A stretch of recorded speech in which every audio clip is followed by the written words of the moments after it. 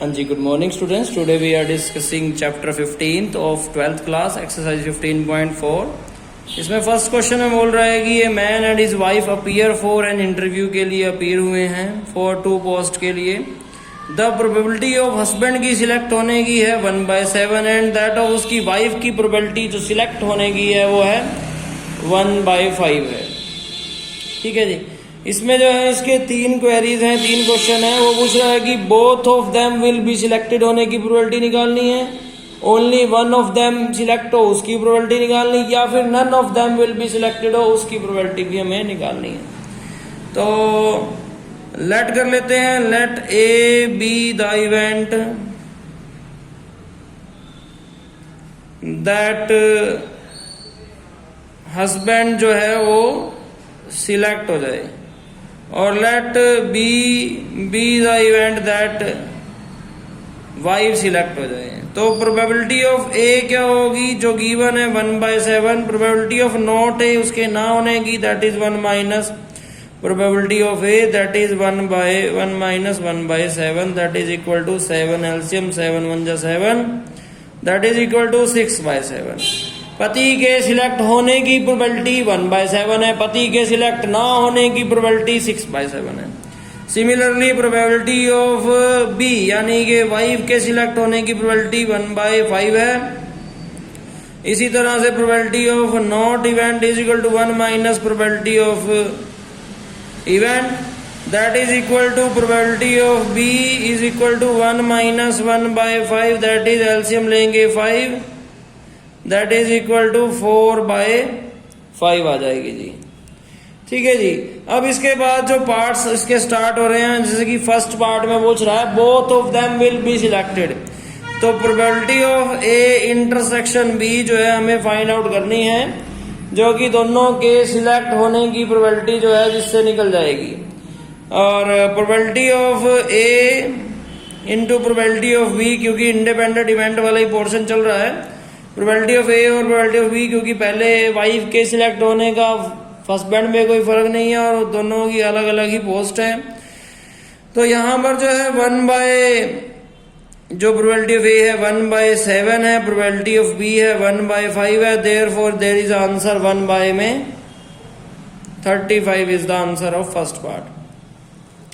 इसी तरह से इसका सेकंड पार्ट है. सेकंड पार्ट में बोल रहा है कि व्हाट विल बी द, यहां पूछ रहा है कि only one of them is selected, तो उनमें से कोई एक ही सिलेक्ट हो.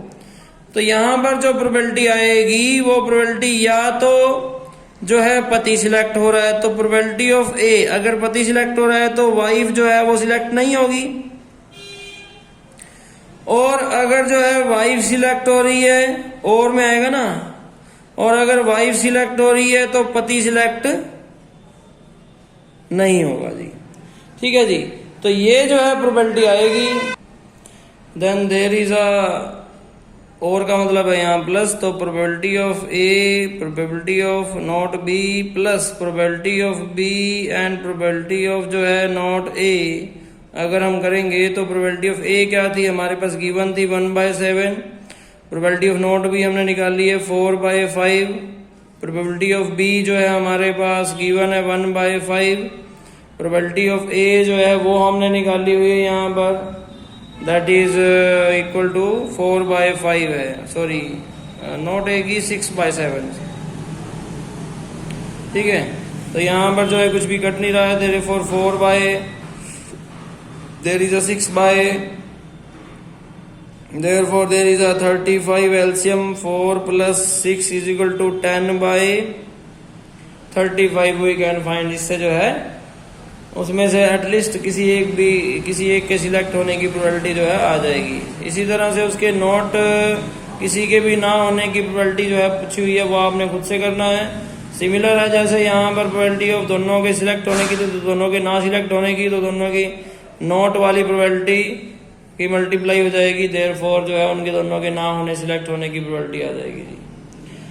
इसी तरह से नेक्स्ट क्वेश्चन है क्वेश्चन नंबर सेकंड क्वेश्चन है. बोल रहा था probability of a student a passing the examination में उसके ए के पास होने की प्रोबेबिलिटी 3/7 है. बी के पास होने की जो है वो भी दी हुई है यहाँ पर, दैट इज 5/7 है. Assuming that two event a passes and b passes और ए आर इंडिपेंडेंट अगर हो, फाइंड द प्रोबेबिलिटी दैट जो ओनली ए पासिंग ए जो है वो पास हो एग्जामिनेशन में और only one of them pass हो एग्जामिनेशन में। सिमिलर ये क्वेश्चन है, बिल्कुल सिमिलर जैसा अभी हमने किया है, बिल्कुल वैसा ही जो है क्वेश्चन है ये। तो ये आपको खुद से करना है। क्वेश्चन नंबर 3 है, यहाँ पर 3 में बोल रहा है कि Rahul speak truth 5 time out of 6, ठीक है जी, and Neha speak truth 9 time out of 10। What is the probability that they contradict each other in the stating the same fact को बताते हुए। तो यहाँ पर हम ये क्वेश्चन करने जा रहे हैं। मान लेते हैं कि लेट कर लेते हैं, let A B the event अगर होंगे that Rahul speak truth, that जो है राहुल जो है वो स्पीक करता है ट्रुथ को, और लेट कर लेते हैं बी द इवेंट दैट जो है नेहा स्पीक ट्रूथ। तो प्रोबेबिलिटी ऑफ ए क्या आएगी, क्योंकि उसकी 5 है और टोटल 6 है तो प्रोबेबिलिटी ए की ये आ गई। राहुल की प्रोबेबिलिटी ऑफ नॉट ए क्या आएगी, that is equal to 1 minus probability of a, that is 1 minus 5/6, that is equal to 6 LCM 6 minus 5, that is equal to 1/6। इसी तरह से प्रोबेबिलिटी ऑफ बी, नेहा के सच बोलने हैं 9/10 में, तो प्रोबेबिलिटी ऑफ नॉट, नेहा के झूठ बोलने की प्रोबेबिलिटी क्या आएगी, 1 minus 9/10, that is equal to 1/10 आ जाएगी जी। ठीक है जी। Probability that they will contradict each other, ठीक है जी। तो यानी कि यहाँ पर जो है कॉन्ट्राडिक्ट दिखानी है कि एक सच बोल रहा हो तो दूसरा झूठ, और दूसरा झूठ बोल रहा है तो पहला सच बोल रहा हो, इसकी प्रोबेबिलिटी हमें निकालनी है। ठीक है, जैसे अभी जो है किसी एक के पास होने की प्रोबेबिलिटी, वही वाला केस है सेम। ठीक है, तो इसमें क्या होगा कि मान लीजिए कि राहुल ने सच बोल दिया तो नेहा झूठ बोल देगी, और या फिर राहुल ने झूठ बोल दिया तो नेहा सच बोल देगी। तो ये दोनों में कॉन्ट्राडिक्शन आ जाएगी। यहाँ और की जगह क्या आ जाएगा, प्लस आ जाएगा।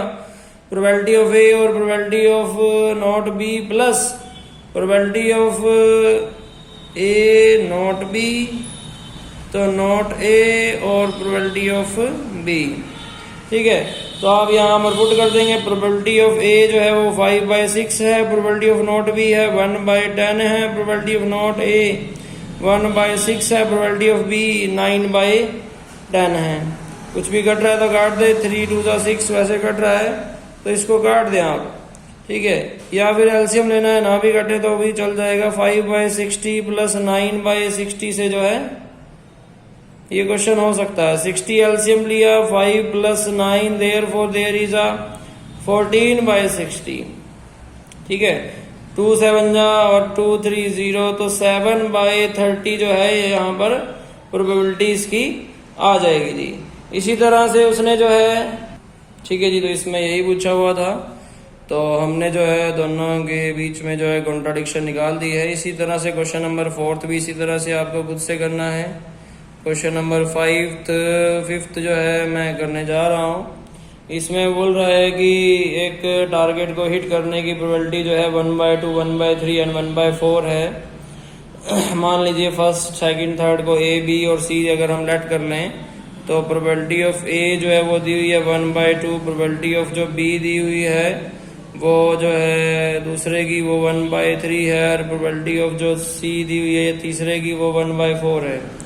इसी तरह से प्रोबेबिलिटी ऑफ नॉट ए क्या होगी, that is 1 minus 1/2, that is equal to 2 1 जा 2, 1/2 ही आ जाएगी।